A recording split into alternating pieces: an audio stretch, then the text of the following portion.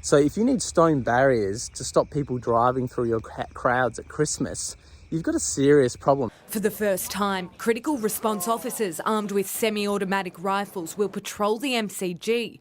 G'day everyone, welcome back to another video. I'm out with the dogs and I thought I'd talk about this clip I'm going to show in a minute about the new guns the police are walking around with in Australia. It's crazy because Australia really doesn't have police with big guns or anything. We never have, we've never needed to. But you know, the way things are changing, it's crazy what's going on in the world. So I'm just going to show this little clip here of what they're going around with now at the MCG, which if you don't know what the MCG is, it's the Melbourne Cricket Ground where they do all the football, the cricket, everything. It's, you know, huge in the world. Everyone who loves sport goes there. So check out these guns they're walking around with. It is in response to the Bondi massacre. For the first time, critical response officers armed with semi-automatic rifles will patrol the MCG, nearby thoroughfares and train stations for the duration of the cricket. So you can see that's pretty crazy. It might not be crazy where you're from overseas if you're watching, but in Australia, I've never seen guns like that ever. So you can see how bad things are getting here. After Bondi, they're really not taking any risks. And yeah, I don't know. What do you think of it? I love it. I reckon it's good that they're taking these precautions to keep the public safe. But in saying that, it's also really scary that they think they need to take these precautions. Like, do they know how many radicals are out there? Because you see how many people they're arresting now. They're doing blitzes, everything like that. So it's really scary. They're bringing out all these new laws so they can investigate people online. It's really about radicals though. So I don't think anyone should freak out yet. If you're not calling out, you know, just normal people and asking for violence, you shouldn't really have a problem at this stage, but we have to keep an eye on it. But, you know, the Prime Minister is just so hated at the moment. Everyone is sick of it. He's just failed the country to keep it safe with all the premiers as well in every state. Like, it's just been complete garbage. Like, look at the Prime Minister's greeting when he's entering a memorial service for the Bondi Beach.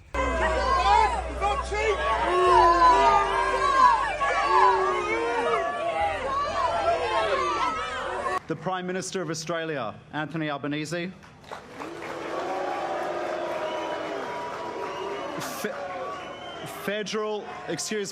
So you can see there, he's just lost all credibility. And I mean, he didn't really have any to start with, but he's let this country get so unsafe, let these radicals in that other Muslim countries won't even take.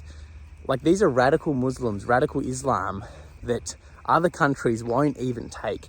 They will not accept them in their country because they are so dangerous. And you can see, like, in the other countries in Europe and everything, they're putting up barricades for Christmas parades and cancelling a lot of Christmas parades.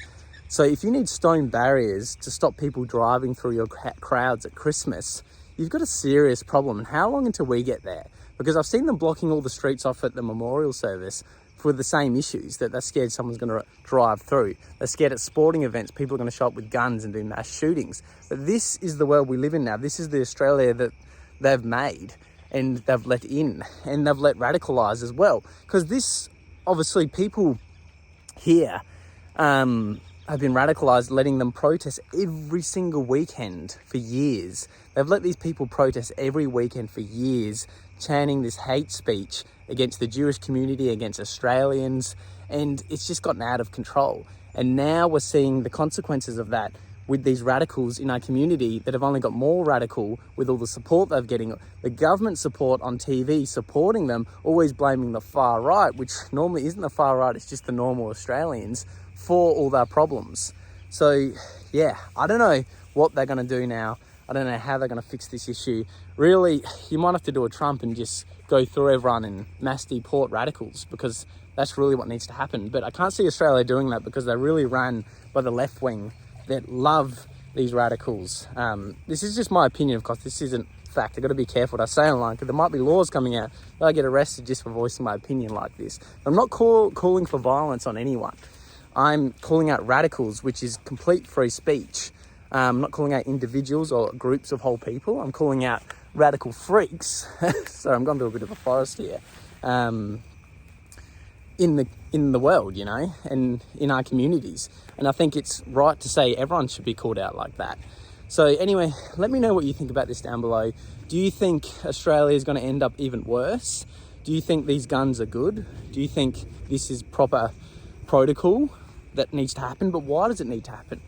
Is that just showing you how many radicals are out there that have been let in our country? Or, to be honest, I'm just waiting for a white freak with pink hair or septum piercing or just a complete retard that's going to go out there and shoot everyone as well, because I can see that happening very soon if people aren't careful.